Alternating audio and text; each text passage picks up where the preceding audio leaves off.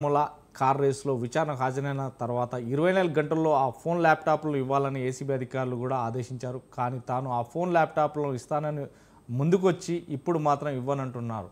కేటీఆర్ ప్రశ్నిస్తున్న ఇవన్నీ అవసరం లేదంటూ ఈ నేపథ్యంలో అసలు సెల్ ఫోన్ ల్యాప్టాప్లు ఏముంది అన్న చర్చ మొదలైంది. ఈ ఫార్ములా రేసులో కార్ రేసులో ఈ సంస్థ ఎస్సీకు నిధులు జారీ చేసిన కేసీఆర్ తన వాట్సాప్ ద్వారా ఆదేశాలు కూడా ఇచ్చారని సమాచారం. ఆ కోణంలోనే ఏసీబీ దృష్టి కూడా సాధించింది. గత విచారణలో ఈ విషయాన్ని కూడా అరవింద్ కుమార్ ఏసీబీ అధికారులకు సమాచారం ఇచ్చారు. దీంతో హెచ్ఎండిఏ నుంచి ఎస్సీఓకు నిధులు ఎలా బదిలీ అయ్యాయని తెలుసుకోవాలంటే కేసీఆర్ అరవింద్ కుమార్ల మధ్య జరిగిన సంభాషణ కూడా కీలకంగా మారింది. ఇప్పుడు విచారణకు సెల్ ఫోన్ ల్యాప్టాప్లే అవసరం. వీటితో కేటీఆర్ను ఈ కేసులో ఈ కేసుకు సంబంధించి బలంగా ఉంచాలన్నదే ఏసీబీ అధికారుల ఆలోచన. ఇంతకీ ఆ సెల్ ఫోన్ ల్యాప్టాప్లు కేటీఆర్ ఇస్తారా? ఇస్తే ఏమవుతుంది? ఇదే ఇవాటి మిడ్ డే డిబేట్లో పాల్గొనడానికి మనతో పాటు రామరెడ్డి బీజేపీ జాయింట్ కన్వీనర్ గారు కూడా మనతో జాయిన్ అయ్యారు. నమస్తే అండి రామరెడ్డి. నమస్తే అండి.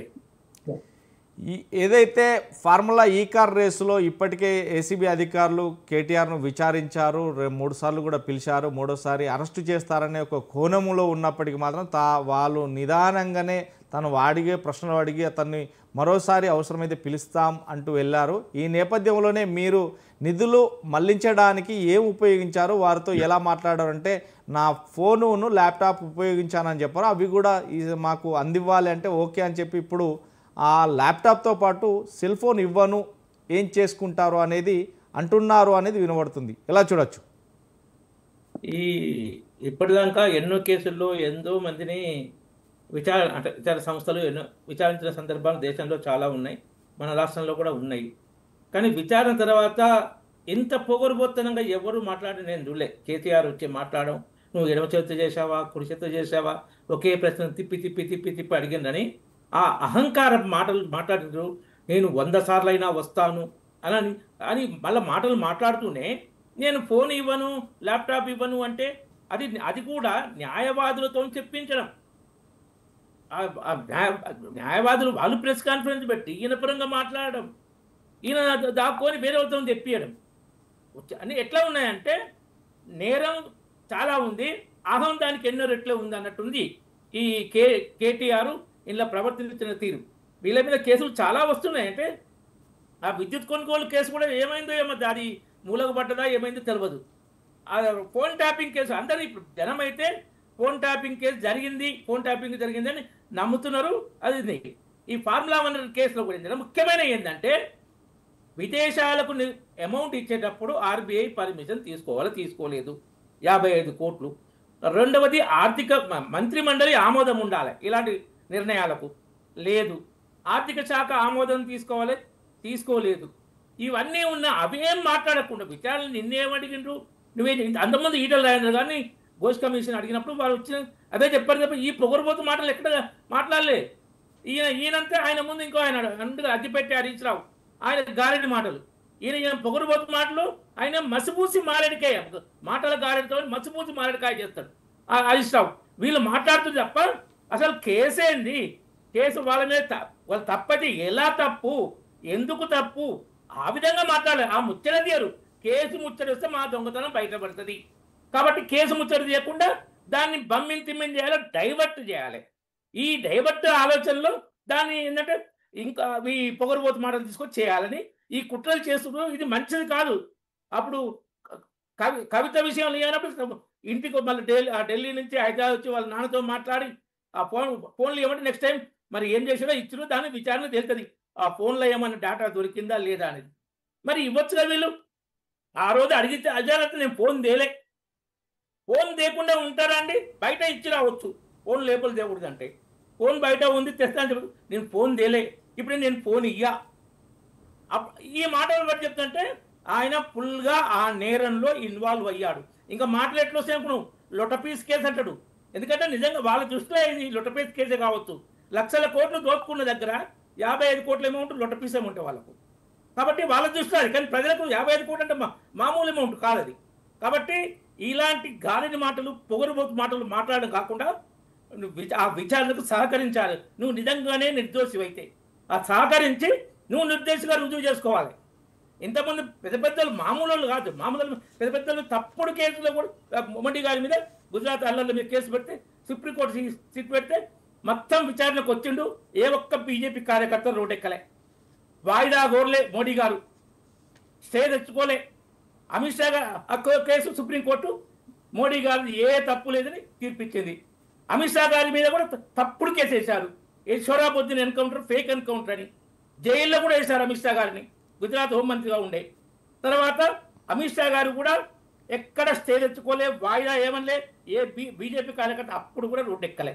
వీళ్ళ చెంచగాళ్లతో రోడ్ల మీద పెద్ద నానా హంగామా చేసి పబ్లిక్ చాలా ఇబ్బంది కలిగిస్తూ డ్రామాలు చేస్తూ వాళ్ళ అహంకారాన్ని ప్రదర్శిస్తూ తాము చేసిన తప్పులను అటు విచారణ సంస్థ ముందు ఇటు పబ్లిక్ ముందు తప్పించుకునే కుట్రలు అహంకారంతో చేస్తుంది, చాలా తప్పు. ఎస్ మనతో మరొకరు జాయిన్ అయ్యారు, ఎల్ గోవర్ధన్, బీఆర్ఎస్ అధికార ప్రతినిధి గారు కూడా. నమస్తే అండి గోవర్ధన్ గారు. నమస్తే. ఇప్పుడు ఈ ఫార్ములా కార్ రేస్లో ఏదైతే ముద్దాయిగా ఉన్నటువంటి కావచ్చు, లేదంటే తన మీద ఆరోపణలు ఎదుర్కొన్నటువంటి మాజీ మంత్రి కేటీఆర్ గారు, తను ఏసీబీ అధికారులకు మొన్న జరిగినటువంటి నేపథ్యంలోనే మొన్న రమ్మన్నారు, వెళ్ళారు, తను ప్రశ్నలు అడుగుతున్న నేపథ్యంలో కటకటకటక సమాధానం చెప్పారు. ఈ డబ్బులు ఎలా ట్రాన్స్ఫర్ చేశారు, మీ మధ్య ఎలా కోడీకరించుకున్నారు, ఎలా మాట్లాడారు అంటే, నా ల్యాప్టాప్ నా సెల్ ఫోన్ ద్వారా అంటే అవి కూడా మీకు అందివ్వాలి అంటే ఓకే తప్పకుండా అని చెప్పారు. కానీ ఇప్పుడు వచ్చిన తర్వాత మాత్రం ల్యాప్టాప్ ఇవ్వను, సెల్ ఫోన్ ఇవ్వను, ఏం చేసుకుంటారు చేసుకోండి, ఇస్తే మీకేంటి, అసలు ఇవ్వకుంటే ఏంటి అనే మాటలు వినబడుతున్నాయి అంటున్నారు. దాన్ని ఏమంటారు? చూడండి, ఈ కేసులో చాలా స్పష్టంగా అన్ని వివరాలు చెప్పడం జరిగింది. అది ఆ డబ్బులు కూడా ఏదో ఆయన ఇంటి జేబుల్లో, ఆయన సొంత జేబుల్లో పడ్డ డబ్బులు కావు. అదొక కార్యక్రమం, ఒక యాక్టివిటీ. దాంతోపాటు ఆ యాక్టివిటీ కూడా ఏదో వీళ్ళు మొన్నదాకా ఏదో పెట్టినట్టు కాకుండా ఈ విదేశాల నుంచి, దేశాల నుంచి దాదాపు 900 కోట్లు ఆదాయం వచ్చిన పరిస్థితి ఉంది. రెండో విషయం ఏంటంటే, కేటీఆర్ గారు కానీ ఎవరు కానీ విచారణ సంబంధించిన విషయాల్లో ఎలాంటి విచారణ అయినా వాళ్ళు ఇవ్వడానికి సిద్ధంగా ఉన్నారు.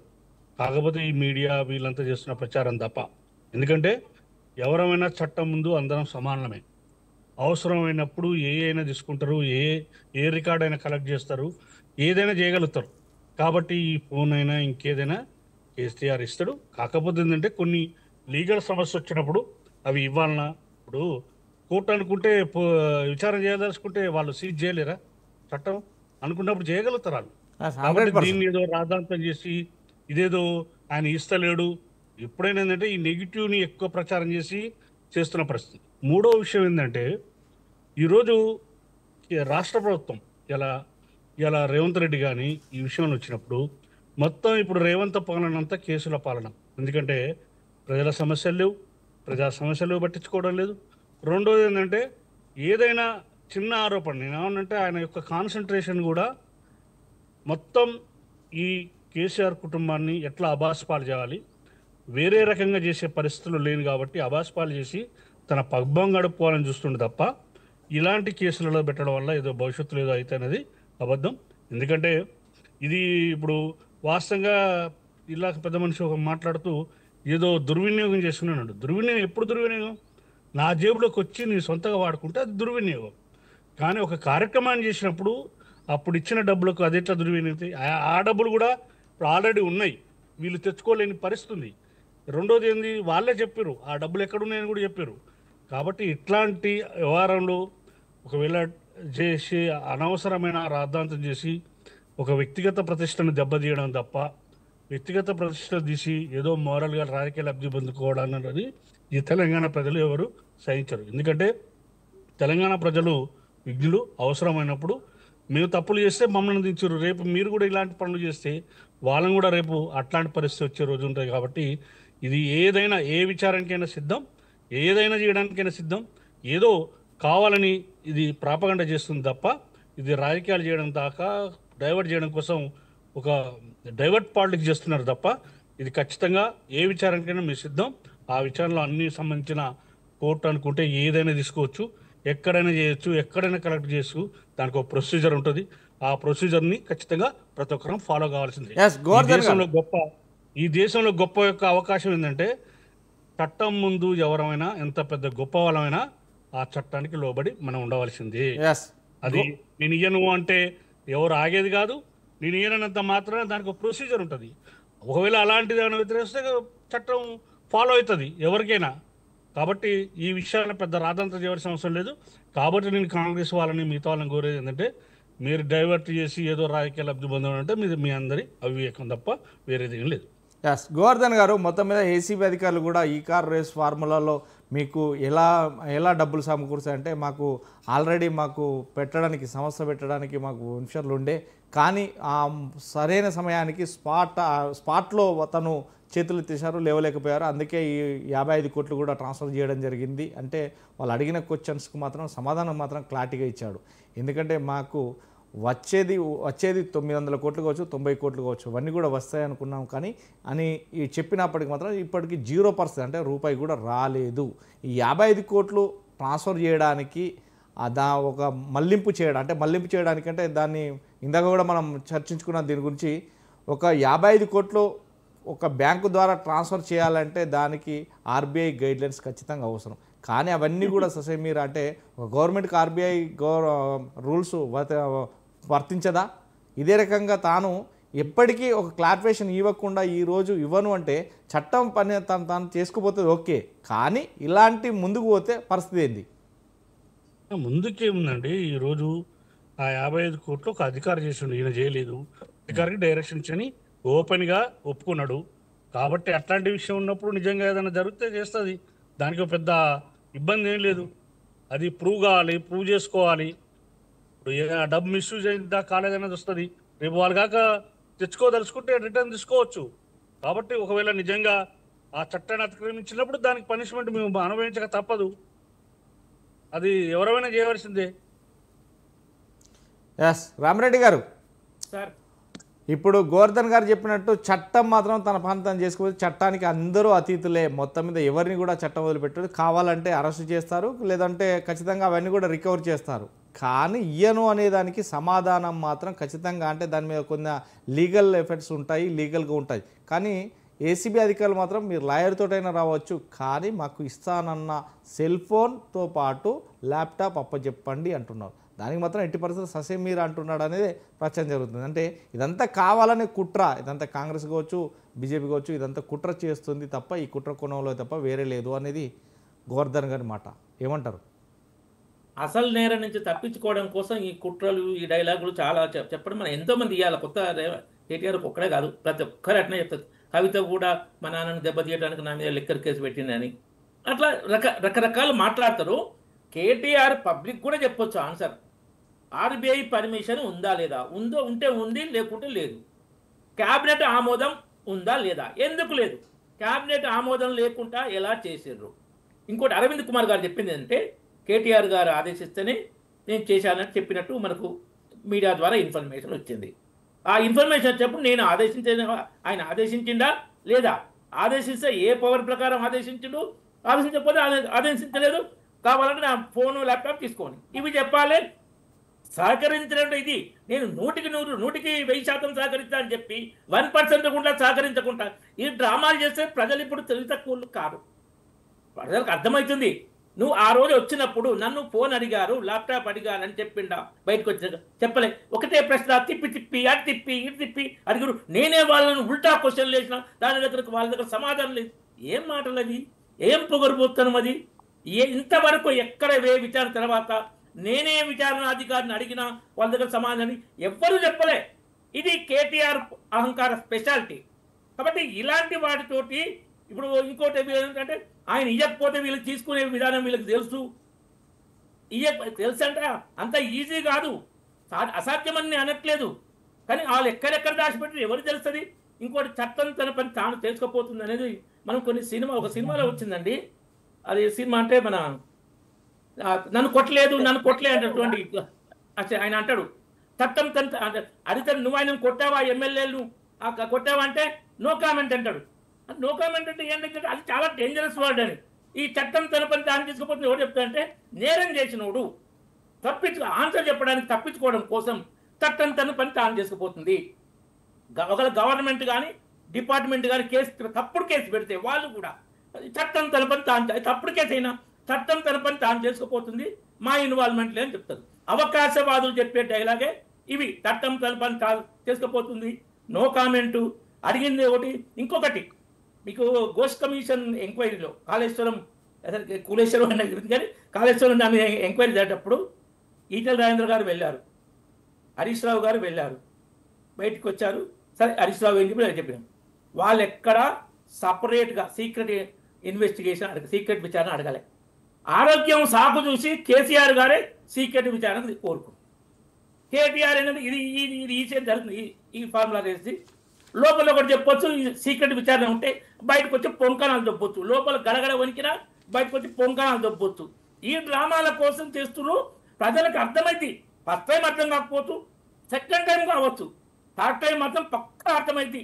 కాబట్టి ఈ డ్రామాలు బంద్ చేయండి, బంద్ చేసి ఆ పొగరు బూతులను దించుకోండి. దానికి సహకరించాలనుకుంటే ఆ ఫోను ల్యాప్టాప్ ఇవ్వాలి. ఇవ్వకపోతే నువ్వు ఇండైరెక్ట్గా నేరస్తున్నాని ఒప్పుకున్నట్లే. ఎస్, మనతో పాటు బాలా ఎనాలిస్ట్ గారు కూడా మనతో జాయిన్ అయ్యారు. నమస్తే అండి. నమస్తే అండి. బాలా గారు, మనం చూస్తున్నాం ఈ ఫార్ములా ఈ కార్ రేస్లో ఇప్పటికే విచారణ ఎదుర్కొంటున్నటువంటి కేటీఆర్ గారు ఎలా మీరు మళ్లించారు, అంటే ఈ డబ్బులు ఎలా మళ్లించారు విదేశాలకి అంటే తను చెప్పడం జరిగింది. ఫోన్లో సంభాషణ మాట్లాడాము, అదేవిధంగా నేను ల్యాప్టాప్లో వాళ్ళతో ఎప్పుడు టచ్లో ఉన్నాను, ల్యాప్టాప్ అండ్ ఫోన్ మాత్రమే దీన్ని యూజ్ చేసామంటే అవన్నీ కూడా మాకు కావాలని ఏసీబీ అధికారులు అడగడం జరిగింది, ఇస్తానన్నారు. కానీ ఇప్పుడు మాత్రం అవేమి ఇవ్వను, ఏం చేసుకుంటారో చేసుకోండి అనే మాట మాత్రమే బయటకు వస్తుంది. అంటే ఇలా ఎందుకు అనాల్సి వస్తుంది? ఒకవేళ ఇవ్వకుంటే ఎలా రియాక్ట్ అవుతారు అధికారులు? దీనికి లా ఏం చెప్తుంది? ఒకటి sir, being as a lawyer నేను ఒకటి ఫ్యాక్ట్ఫుల్ గా చెప్పాలనుకుంటున్నా. ఈ రోజుల్లో ఎవరు స్కాములు చేయకుండా లేరు. అలా అని చెప్పేసి స్కాములు చేసినవేవి బయటకు వచ్చినా శిక్షలు పడే సిచ్యువేషన్స్ లేవు. ఎందుకంటే టు బి ఫ్రాంక్ మాట్లాడుకుందాం, ఇన్వెస్టిగేషన్ ఏజెన్సీస్ అన్ని puppet in the hands of the politicians. ఎవరు ఇప్పుడు ఒక ఆఫీసర్ ఏమో మంచిగా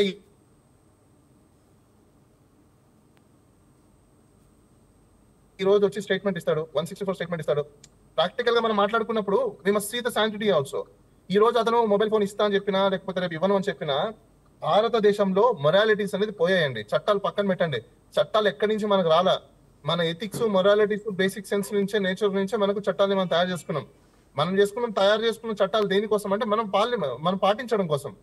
ఈ రోజు ఆ చట్టాలు దేనికి పనికి రావట్లేదు మనకు. ఈవెన్ టు బి హానెస్ట్, నేను ఎందుకు ఓపెన్ గా చెప్తున్నానంటే జడ్జెస్ అయినా లాయర్లు అయినా మేము దేని విధంగా చూసుకుంటాము, బుక్ లో ఏముంది, వీళ్ళు ఏం చేశారు, దాంట్లో వైలేషన్స్ ఏమున్నాయి, ఏవి ప్రొహిబిట్ ఉంటే దాన్ని వీళ్ళు చేశారు, కాంట్రరీగా ఏముంది, ఇంతే మేము చూస్తాం. రేపటి రోజు వాళ్ళు ఏమంటారు, మేము రూల్ మార్చేసామంటారు. నథింగ్. ఒకటి, ఏ గవర్నమెంట్ అయినా, కాంగ్రెస్ అయినా, బీజేపీ అయినా, లేకపోతే బీఆర్ఎస్ అయినా, టీఆర్ఎస్ అయినా, ఇంకోటి ఏవైనా, ఇవన్నీ ఇప్పుడున్న ప్రపంచంలో అన్ని దేశాలలో మనకు బ్రిటిష్ ఈస్ట్ ఇండియా కంపెనీ నుంచి పరిపాలించింది. అది ఒకప్పటి రోజుల్లో ఈస్ట్ ఇండియా కంపెనీ నుంచి మనం స్వతంత్రం తెచ్చుకున్నాం అనుకున్నాం. కానీ ఈస్ట్ ఇండియా పోయి ఇప్పుడు బీస్ట్ ఇండియా వచ్చేసింది. బీస్ట్ ఇండియా ఏంటంటే భారతదేశానికి సంబంధించిన కార్పొరేట్ కంపెనీలే. ఇది చాలా మందికి తెలియని విషయం ఏంటంటే, చాలా మంది ఈ పొలిటీషియన్స్ మూర్ఖులు ఉన్నారు. అసలు గవర్నెన్స్ సిస్టమ్ అంటే ఫస్ట్ ఎజెండా ఏంటి? వెల్ఫేర్. అది రాజ్యాంగంలోనే పొందుపరిచారు. అది పక్కన పెట్టేసి డెవలప్మెంట్ అంటున్నారు. డెవలప్మెంట్ దేనికోసం అంటే వీళ్ళు ట్రెజరీలో నుంచి డబ్బులు ఏ విధంగా బయటికి తీయాలి, కాంట్రాక్ట్లు ఏ విధంగా తీయాలి, అదే విధంగా ట్రిపుల్ సిస్టమ్ ఏంటి, పబ్లిక్ ప్రైవేట్ అండ్ పార్ట్నర్షిప్ ద్వారా వచ్చే డబ్బుల్ని దోచుకోవడం ఏంటి, ఇవన్నీ ప్రజల డబ్బుల్ని ఏ విధంగా వీళ్ళు స్కాములు చేయడం కోసము రైట్ ట్రైల్ గా పెట్టుకున్న పేర్లే జీవోలు. గవర్నమెంట్ ఆర్డర్లు కావచ్చు, కాంట్రాక్టులు కావచ్చు, లేకపోతే డెవలప్మెంట్ అనే కాన్సెప్ట్లు కావచ్చు, ఇన్వెస్ట్మెంట్ కావచ్చు, లేకపోతే ఇంకోటి కావచ్చు. అసలు భారతదేశంలో పబ్లిక్ ఓరియంటెడ్ గా ఉన్న సిస్టమ్, డెమోక్రసీ సిస్టమ్ లో క్యాపిటలిజం ఏంటంటే నాకు అర్థం కాలే.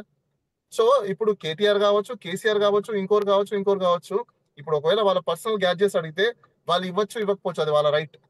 సుప్రీంకోర్టే చెప్పింది, తర్వాత చట్టంలో కూడా అదే ఉంది. వాళ్ళ గ్యాడ్జెట్స్ కావాలి అనుకుంటే మొన్న బాంబే హైకోర్టు కూడా తీర్పిచ్చింది, పర్సనల్ గ్యాడ్జెట్స్ ని మీరు బలవంతంగా తీసుకోవడానికి లేదు. ఒకవేళ కావాలి, నిజంగా దాంట్లో అంత ఎవిడెన్స్ ఉన్నాయి అని అనుకుంటే కోర్టులో పిటిషన్ వేసి కోర్టు ద్వారా తీసుకోవడానికి అవకాశాలు ఉన్నాయి. అవన్నీ ఆన్లైన్ కదా, మొబైల్ ద్వారా వచ్చేవి. అందులో వాళ్ళేమో ట్యాంపర్ చేయడానికి లేకపోతే ఎడిట్ చేయడానికి ఇంకో చేయడానికి లేదు, స్కోపే లేదు. వాట్సాప్ కాలింగ్ అంటారా, ఇప్పుడు వాళ్ళకి యాక్సెస్ ఇచ్చేసింది పోలీసు వాళ్ళకి. వాట్సాప్ డైరెక్ట్ గా వాళ్ళు ఏం కావాలంటే చూసుకోవచ్చు. ఫేస్బుక్ యాక్సెస్ ఉంది, గూగుల్ యాక్సెస్ ఉన్నాయి, ఇంకేం కావాలి, what more they required. I think నాకు తెలిసి ఇన్వెస్టిగేటివ్ ఏజెన్సీస్ కి ప్రాపర్ ట్రైనింగ్ లేదనుకుంటాను, లేకపోతే నాలెడ్జ్ లేకుండా పోయి ఉంటది. నాలెడ్జ్ కానీ ట్రైనింగ్ కానీ లేకపోవడం వల్లనే ల్యాక్ ఆఫ్ కాంపిటెన్సీ ఉండడం వల్ల వాళ్ళు ఇలా భయపడుతున్నారేమో, లేకపోతే ఇలా అడుగుతున్నారేమో అని నా ఒపీనియన్. ఎందుకంటే మేము ఎవ్రీడే కోర్టులో చూస్తున్నాం కదా వాళ్ళ కాంపిటెన్సీస్ ఏంటి, వాళ్ళ నాలెడ్జ్ ఏముంది, ఎలా ఉంది అని చెప్పేసి. బేసిక్ నాలెడ్జ్ లేకపోవడం వల్ల ఈ రోజు సివిలియన్ రైట్స్ అన్ని హరించబో.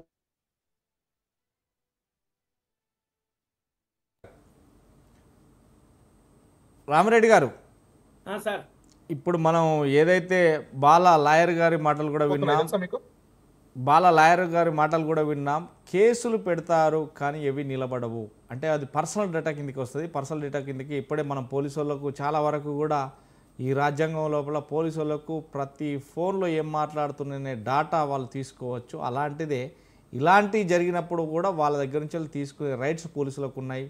ఫేస్బుక్ కావచ్చు, వాట్సాప్ కావచ్చు, ట్విట్టర్ కావచ్చు, లేకుంటే టెలిగ్రామ్ కావచ్చు, ప్రతి ఒక్కటి. కానీ వాళ్ళు ఒక ల్యాప్టాప్ను ఫోనే ఎందుకు అడుగుతున్నారు అంటే బేసిక్ నాలెడ్జ్ లేదు కావచ్చు అనేదే లాయర్ గారి మాట. కానీ దీనికి తప్పించుకునేది ఎవరు, అసలు బలయ్యేది ఎవరు అంటే ఎక్కడ కూడా గవర్నమెంట్ అధికారులు అంటే మినిస్టర్ చెప్తే నోటి మాటగా చెప్తేనే చీఫ్ సెక్రటరీ కావచ్చు, సెక్రటరీ కావచ్చు, లేకుంటే కార్యదర్శులు కావచ్చు వీళ్ళు వింటారంటారా? ఒక ఐఏఎస్ చదివింది వట్టి మాటలు వినడానికైనా రాతపూర్వకంగా ఏముండవో వాళ్ళ దగ్గర? ఇప్పుడు మీరు మంచి ప్రశ్న గారు. చీఫ్ సెక్రటరీ కానీ ఐఏఎస్ ఆఫీసర్లు వాళ్ళు పొలిటికల్ లీడర్ చెప్తే నోటి మాట వింటారా ఇదని. అలాంటిలోనే ఎంకరేజ్ చేశారు. అలాంటి వాళ్ళని వెంకట్రామరెడ్డి సిద్దిపేట జిల్లా కలెక్టర్ ఆయన మొత్తం వీళ్ళకు వంతపార్టీ ఏమన్నంటే మీ ఒక మీటింగ్లో ఏది మన ఫర్టిలైజర్ అంటే సీడ్స్ డిస్ట్రిబ్యూషన్ వాళ్ళ మీటింగ్లో సుప్రీంకోర్టు ఆర్డర్ కూడా నేను ఇంప్లిమెంట్ చెయ్యా, మీరు విత్తనాలు ఎట్లా అమ్ముతారు? ఒక ఐఏఎస్ ఆఫీసరు కలెక్టరు సుప్రీంకోర్టు ఆర్డర్ను ఇంప్లిమెంట్ చేయనన్నారు. అది మనం చూసాం, వీడియో కూడా బయటకు వచ్చింది. ఆయన టోటల్గా కేసీఆర్కు హరీష్ రావుకు ఆ 2 అసెంబ్లీ కాన్స్టిట్యున్సీలు సిద్దిపేట జిల్లాలో ఉన్నాయి. ఆయనకు లొంగిపోయి పనిచేస్తున్నాడని దుబ్బాక ఎలక్షన్ టైంలో ఎలక్షన్ కమిషన్కు కొంత ప్రాథమిక ఆధారాలు ఇస్తే ఆయన ఎలక్షన్ టైంలో ఆయన అక్కడి నుంచి ట్రాన్స్ఫర్ చేయడం జరిగింది. ఎలక్షన్ అయిపోగానే కోడ్ అయిపోగానే తెచ్చి పెట్టుకుని మళ్ళీ ఆయన వచ్చి తెలుసు. తర్వాత ఆయన ఏంటి కలెక్టర్, ఆయన సీఎం కాళ్ళు మొక్కాడు, ఆయన అభిమానం ఉందని చెప్తారు. దాని ప్రజానికి కూడా ఎవరు కేసీఆర్ కాళ్ళు మొక్కాడు. సరే అది కూడా అనుకుందాం. ఆయన రిజైన్ చేస్తే ఎమ్మెల్సీ ఇచ్చారు. ఇట్లా ఏంటంటే ఎలా ఎంకరేజ్ అధికారులను మీకు భవిష్యత్తులో మీకు చాలా లాభం చేస్తాం మాకి లొంగిపోండి అని. ఇది అధికారుల విషయం కాదు, మీకు ముఖ్యమైన చెప్తా. నా దగ్గర వీడియో ఉందో లేదో చూడాలి. మన అరుణ్ జైట్లీ గారు చెప్పారు రాజ్యసభలో డిస్కషన్ టైంలో, ఈ supreme court judges, chief justice, high court జడ్జిను తర్వాత నెక్స్ట్ అపాయింట్మెంట్ చేసే విధానం ఏదైతుందో అది చాలా ప్రమాదకరంగా మారిపోతుంది. రిటైర్మెంట్ తర్వాత ఇవ్వడం వల్ల వాళ్ళు ఏంటంటే ప్రీ రిటైర్మెంట్ జడ్జిమెంట్ను ఇన్ఫ్లుయెన్స్ చేస్తుంది. నేను కూడా లా గ్రాడ్యుయేట్ని, నాకు లా తెలుసు. Ignorance of law is not excusable, ఇది ఫండమెంటల్ నాకు తెలుసు. అయితే అలాంటి ఏవైతే టెంప్టేషన్స్ ఏవైతే చేస్తారో జడ్జెస్నే ఇన్ఫ్లుయెన్స్ చేస్తుందని రాజ్యసభలో ఒక లీగల్ ఎక్స్పర్ట్ ఫైనాన్షియల్ మన అరుణ్ జైట్లీ గారు, స్వర్గీయ అరుణ్ జైట్లీ గారు చెప్పారు. చాలా మంది అనుమతి. దానికి ఎగ్జాంపుల్ కూడా చెప్తాను. ఇందిరాగాంధీ కేసు అలహాబాద్ హైకోర్టు తీర్పిచ్చింది రాయబరే ఎన్నిక చెల్లదు అని. నువ్వు అధికార దుర్వినియోగం అని 2 ఎగ్జాంపుల్స్ ఇచ్చింది. ఎన్నికల ఖర్చు ఏదైతే ఆమె పెట్టిందో గెలిచి అధికారంలోకి వచ్చినాక ఎన్నికల ఖర్చు పెంచుతూ రీట్రోస్పెక్టివ్ ఎఫెక్ట్ బ్యాక్ డేటెడ్ ఆమె ఎన్నికలకు కూడా వర్తించేసింది. అది కాదు, అది తప్పు దూరం. ఒకటి అధికార వ్యవస్థను దుర్వినియోగం చేసుకుంది. దాంతో ఆమె ఎన్నిక చెల్లని తీర్పిస్తే ఒక జూనియర్ జడ్జిను ఎంహెచ్ బేగును చీఫ్ జస్టిస్ చేసి ఆమె కేసు కొట్టేయించుకొని ఆయన రిటైర్మెంట్ తర్వాత మైనారిటీ కమిషన్ చైర్మన్ చేసింది. ఇది అధికార వ్యవస్థను దుర్వినియోగం చేసుకో. ఇది కేసీఆర్లో టాపు. ఒక ఐఏఎస్ అధికారిని ఆయన సీఎంఓలో కూడా ఉండే. సో వీళ్ళు బెస్ట్ ఎగ్జాంపుల్ వెంకట్రామరెడ్డి, ఇంకోరు కూడా కాళ్ళు మొక్కిరట. అట్లా ఊడిగాని చేయించుకుంటారు వీళ్ళు. దురహంకారం ఉన్నప్పుడు అధికారులు దొంగ తీసుకుంటారు. ఇక మన న్యాయవాదుల గురించి చెప్పాలంటే మనకు ఇండియాలో టాప్ మోస్ట్ న్యాయవాది అంటే బాగా పేరు రామ్ జెత్మలాని అంత పాపులర్. ఆయన బీజేపీలో ఉండే, బీజేపీ ఉపాధ్యక్షుడిగా ఉన్నప్పుడు ఇందిరాగాంధీ హంతకుల కేసు నేను వాదిస్తా అన్నాడు. ఇందిరాగాంధీ మర్డర్ చేసిన వాళ్ళనే. అప్పుడు అద్వానీ గారు ప్రజలు, బాబు నేను ఇందిరాగాంధీ రాజకీయంగా వ్యతిరేకిస్తాం, హంతకులకు నువ్వు చేస్తాను, నువ్వు మా పాపకి వెళ్ళిపో, నేను ఎక్స్పెల్ చేసి మేము అలాంటి క్రెడిట్ కొట్టుకోము అంటే రిజైన్ చేశాడు. అలాంటి అంత కూడా కేసు పని కూడా న్యాయవాదులు వాదించేవాళ్ళు ఉంటారు. కసబ్ విషయాలు అంటే కోర్టు ఆదేశిస్తూనే వాదించాడు. కాబట్టి ఇలాంటి న్యాయవాదుల చరిత్ర ఇలా ఉంటుంది, అధికార దుర్వినియోగం చరిత్ర అలా ఉంటుంది. విచారణ సమయంలో సహకరించకుండా డైలాగులు కొట్టి అహంకారం చూపించే చరిత్ర అలా ఉంటుంది. ఎస్ గోవర్ధన్ గారు.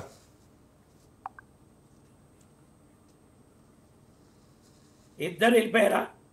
సో రామరెడ్డి గారు, మనం ఇప్పటి వరకు కంటిన్యూగా చూసాం, కానీ పాలకుల చేతిలో పాచికలు అయిపోయారంట. ఐఏఎస్లు కావచ్చు, ఐపీఎస్లు కావచ్చు, ఇలాంటి వ్యక్తులు అంటే ఏ గవర్నమెంట్ వచ్చినా కానీ వాళ్లకు అడుగులకు మడుగులు వచ్చే విధంగా మారద్దు. ఎందుకంటే వాళ్ళు క్లారిటీగా చదువు కావచ్చు, వాళ్ళు చేసే జాబులు కావచ్చు, పేద ప్రజలకు, బడుగు బలహీన వర్గాలకు వారందరికీ న్యాయం చేసే విధంగా ప్రమాణం చేసి చట్టరీత్యా ప్రతి ఒక్కరిని చట్ట ప్రకారం అందరినీ శిక్షిస్తాం, పేదలకైనా ప్రజలకైనా మేము వారధిగా ఉంటాం, ఖచ్చితంగా ఇలాంటి ప్రమాణాలు చేసే వాళ్ళు ఐఏఎస్లు కావచ్చు, ఐపీఎస్లో వస్తారు. కానీ ఒక మంత్రికి ఇలాకాలో కావచ్చు, ఒక రాజ్యాంగం లోపల ఇవన్నీ ఉన్నా కానీ ఒక మంత్రి చెప్పు చేతల్లో నడిచి కుదరకుంటే రిజైన్ చేసి వచ్చి మళ్ళీ నేను గద్దెనెక్కుతాను, ఒక ఎమ్మెల్యేను ఎంపీగాను అనేదానికి ఎంతవరకు కరెక్ట్ అంటారు? అంటే ఇలాంటి కేసులే చాలా అన్నీ ఒక్కొక్క ప్రభుత్వంలో మనం చూస్తున్నాం, దేశంలో కూడా కావచ్చు. ఇలాంటి కేసులు ఎదురైనప్పుడు అంటే వాళ్ళు ఒక శిక్ష అర్హులు అవుతారు కదా, తర్వాత శిక్ష అర్హులు అవుతారు. కానీ మన న్యాయ వ్యవస్థలోనే చాలా పెద్ద లోపాలు ఉన్నాయి. ఇప్పుడు సందర్భం వచ్చిందిగా చెప్పాల్సి వస్తుంది. పివి నరసింహారావు గారు ప్రధానమంత్రి అయినాక మెజారిటీ నిరూపించుకున్న సమయంలో పార్లమెంట్లో జేఎంఎం ఎంపీలకు ముడుపులు ఇచ్చారని కేసు వచ్చింది. సుప్రీంకోర్టు విచారణ చేసే సమయంలో ఇలాంటి ముద్దాయిలే జడ్జిలను నియమిస్తే న్యాయ వ్యవస్థకు భంగం కలుగుతుంది, న్యాయం జరగదు అని అప్పుడు ఏదైతే గవర్నమెంట్ అపాయింట్ చేసే సిస్టమ్ని మార్చి కొలిజియం సిస్టమ్ తీసుకొచ్చింది. పివి నరసింహారావు మీద ఆ జేఎంఎం ముడుపుల కేసు సందర్భంలో ఆ కేసు అయిపోయిన మార్చాలి కదా, మార్చలేదు. ఇదేదో బాగుంది, నా కొడుకును కూడా జడ్జిని చేయొచ్చు, జడ్జే కాదు వంశపారంపర్యంగా చీఫ్ జస్టిస్ కొడుకు చీఫ్ జస్టిస్. ఏంటిది ఇది? రాచరికమా? అంత దుర్మార్గంగా తయారైంది. నేను ఓపెన్గా మాట్లాడుతున్నాను, నాకు ఆ ఫ్రీడమ్ ఉందనుకుంటున్నాను. లేకుంటే జైలేండి. ఎందుకంటే న్యాయం కోసం, ధర్మం కోసం వెళ్ళడానికి కూడా సిద్ధం. నేను తప్పు మాట్లాడలేదు, నేను సమాజం కోసం మాట్లాడుతున్నా. నాకు బీజేపీ ఆర్ఎస్ఎస్ నేర్పింది అవి. మా తల్లిదండ్రుల ద్వారా స్వయంగా వచ్చిన జీన్స్ ద్వారా వచ్చిన సమాజం కోసం పనిచేసే తత్వం నా దగ్గర ఉంది. అందుకే నేను ఇలా పనిచేస్తున్నాను. ఇలాంటి యాక్చువల్గా ఇవి సభలనే మాట్లాడుతున్నాయి, బయట కూడా ఇప్పుడు మాట్లాడుతున్నాయి, చాలా జరిగినాయి. వర్మ సుప్రీంకోర్టు జడ్జి, ఆయన దగ్గర కోర్టులు దొరికినాయి. ఆయన మీద కేసు పెట్టాలంటే చీఫ్ జస్టిస్ అనుమతి ఇవ్వలేదు.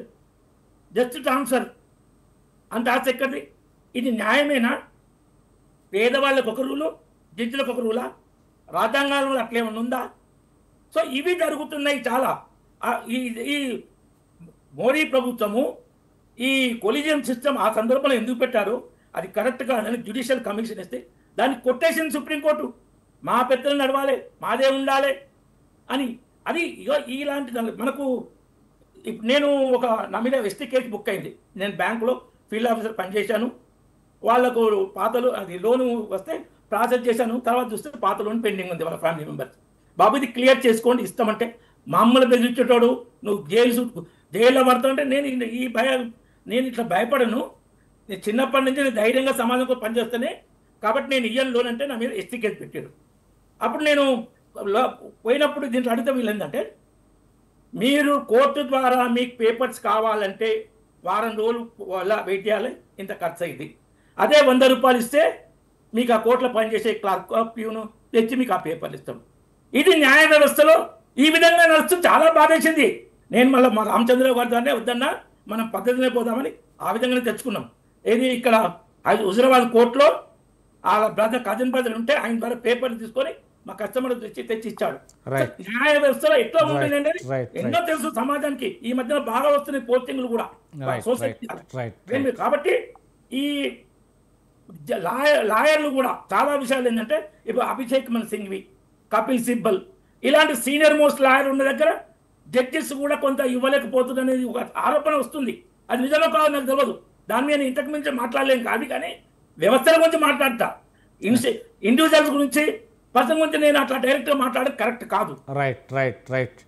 మొత్తం మీద ఈ కార్ రేస్లో మొత్తం మీద ఏదైతే సెల్ ఫోన్ కావచ్చు, ల్యాప్టాప్ కావచ్చు, ఇవ్వను అనేది కొలిక్కి వస్తుంది. ఈ నేపథ్యంలోనే ఏసీబీ అధికారులు ఎలా ప్రవర్తిస్తారు, అసలు ఈ ల్యాప్టాప్ కావచ్చు, సెల్ ఫోన్ కావచ్చు హ్యాండ్ ఓవర్ చేసుకుంటే ఎలాంటి కేసులో మా పురోగతి ఉంటుంది, ముందుకు ఎలా వెళ్తారనేది మాత్రం వేచిన అంశంగానే మొదలైంది. ఇప్పటికీ రోజుకు తల్లబడి ఇది కేసును టేకప్ చేసి ముందుకు సాగుతున్నట్టుగా కూడా తెలుస్తుంది.